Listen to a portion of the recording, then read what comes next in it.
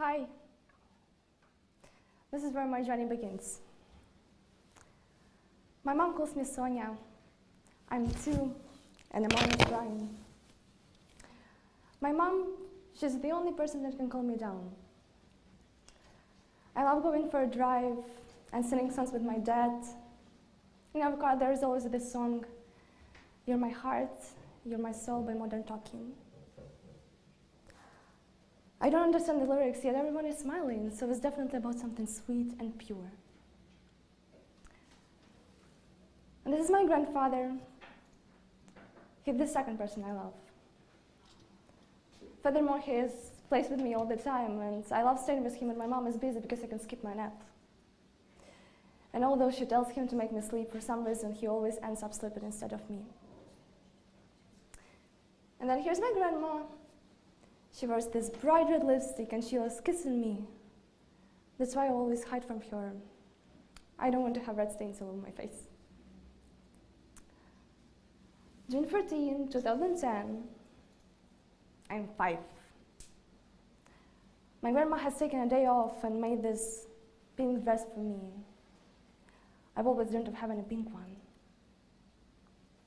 And my favorite one, I'm almost 6, sitting with my best friends, eating the best cupcakes in the whole world and being the happiest person alive, because my dad bought me an entire jar of Nutella, which we ate in 2 days. Then my sister was born. We're moving to another city. There I'm going to music school and being blessed by meeting the most beautiful people, both inside and out. The smell of Philharmonic Hall, vintage grand piano, monthly recitals. We are learning how to listen and how to be heard, getting to know other musicians, and realizing that music is the only tool for expressing the inexpressible. My conductor always says, "We aren't here to feed your brains. The true mission of art is to feed your hearts and souls." That was certainly accomplished.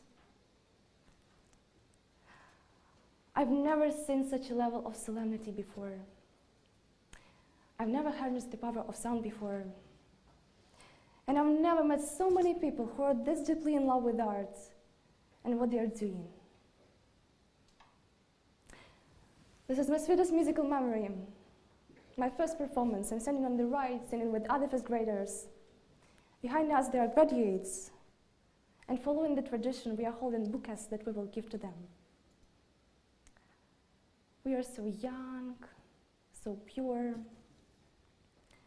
Their stories end, yet ours has just begun. 8 years went by quickly, and here I am standing on the racing stage. Behind me is the racing grand piano, and I'm holding the bouquet that I got from the first grader. Now my story ends, and their story begins.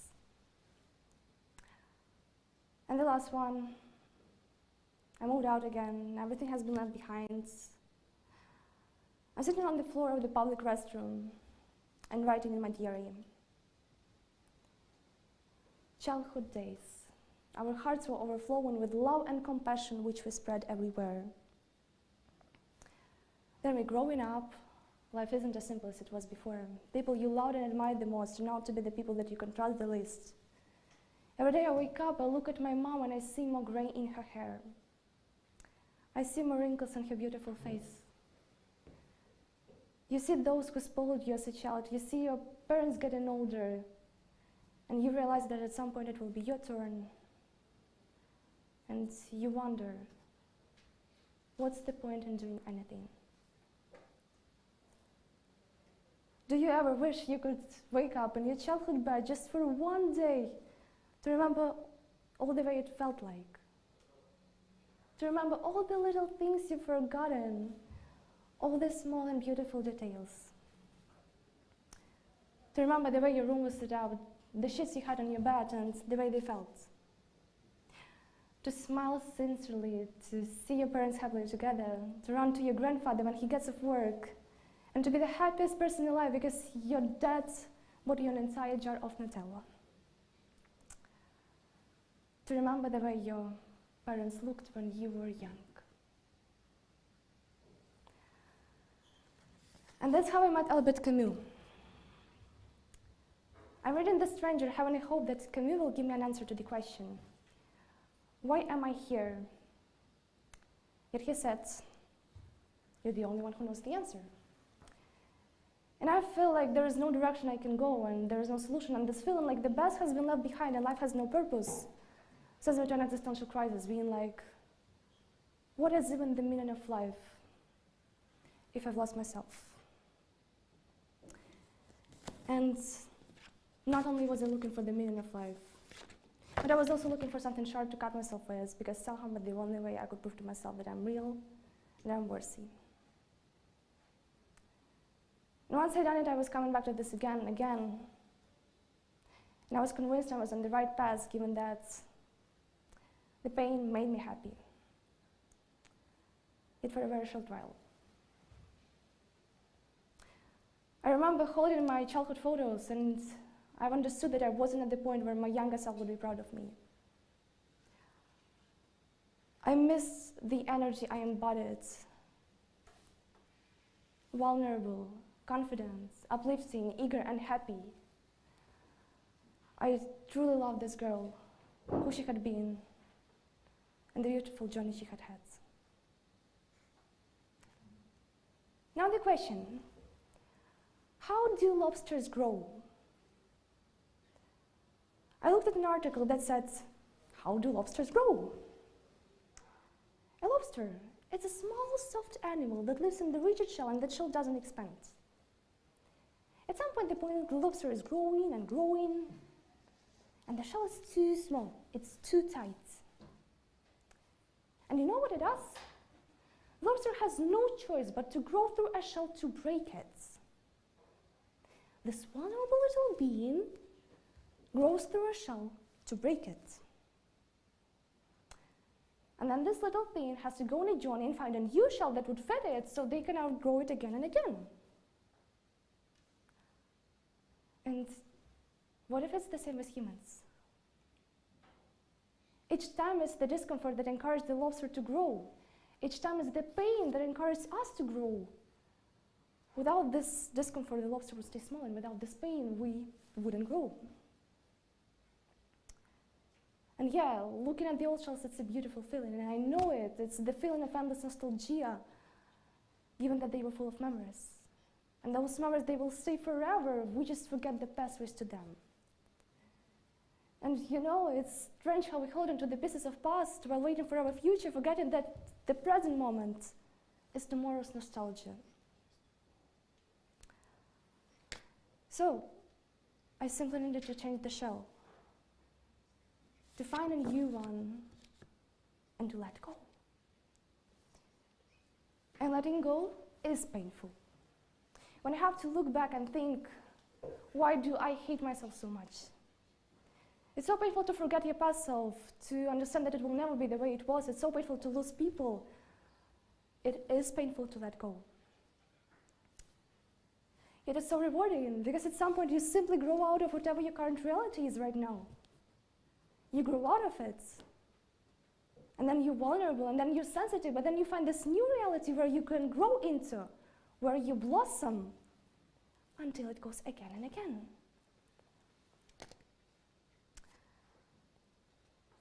And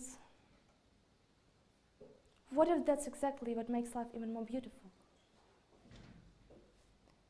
The simple fact that you will never get the same moment twice. I decided to take a step back and start my spiritual journey. When most people hear the term nihilists, they might imagine a man sitting in a dark, windowless room, somberly contemplating the meaningless of his existence. I wasn't sitting in a dark, windowless room. In fact, I was wearing pink, dyeing my hair red, writing poems, painting, romanticizing the sadness.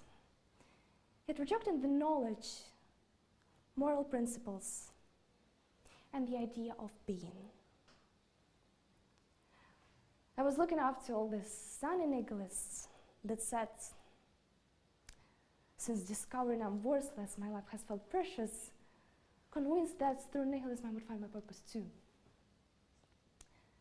And though nihilism can lead some people into a source of personal fulfillment, unfortunately, I wasn't lucky enough to be one of them. In the months since discovering I'm worthless, my life hasn't felt precious. My romantic soul was stuck in this meaningless reality, and facing the realization that life is meaningless, I've got so many questions. Yet the only answer allowed was the sharp nothing. Are you honest with yourself? Why do you believe what you believe? Who is the person you love? Why do you love who you love? Why do you wake up every day? What is the biggest waste of human potential? What is the difference between living and existing? If everyone knew the best way to live life, would we all do if everyone knew the best way to live life, would we all do the best we can? Is there the best way to live life? Yeah, in English there is no why, there is no who, there is no what. Things just are. The question, so natural, so instinctive for humans that have a question literally for everything they do since the day they are born. From the reason they get up in the morning to who they love, falls into a chasm of emptiness where there is just nothing to answer it. We become what we choose to believe. So what's the point? This is what the rest of my life is going to be like? No. The understanding that it kills me. And why choose beliefs that have the potential to kill you or depress you? And however ridiculous it may sound, I would rather choose a happy thought, because happiness is a choice we make, and this can only be filled by the right beliefs. Beliefs in the infinite goodness of the world, beliefs in a sense of poetic justice of the world, beliefs in romantic destiny, beliefs in human consciousness and wisdom, beliefs in some or other sort of divinity, beliefs in human power. Nihilism has shown me the reality of nothing, and from nothing I went to everything, realizing that our thoughts and minds are much more powerful than we can imagine. That thinking, talking, projecting positivity matters, that every moment, every single word, every connection you make matters, given that every person, every circumstance, and the thing is attracted to you based on the vibrational frequency you're putting out. The ultimate change for me was a change of a mindset. I went to the recognition that our thoughts and minds are much more powerful than we can imagine. You, and only you, can return to who you are, to create a beautiful life for yourself, and to let go of everything that doesn't feel right. Remember, just slam your heart into the people, and into the places that ignite something deep inside of your soul. And the right things will stay.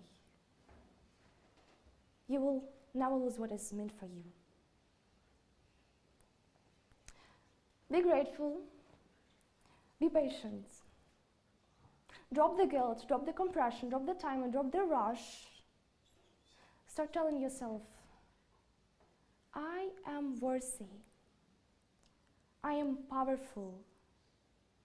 I am free. My life has meaning.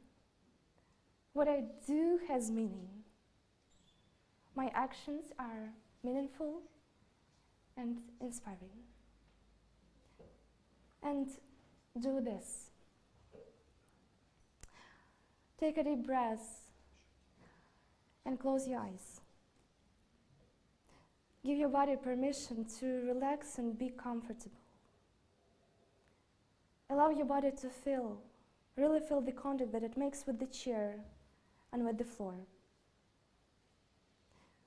Take one big breath in and exhale out. Exhale in and exhale out. And imagine that when you inhale, you're inhaling a little bit of the sky. And it's very clear and refreshing.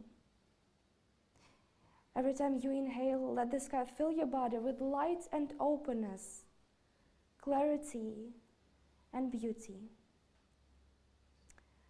And when you exhale, imagine that you're letting go of everything that's old and stale and stressful.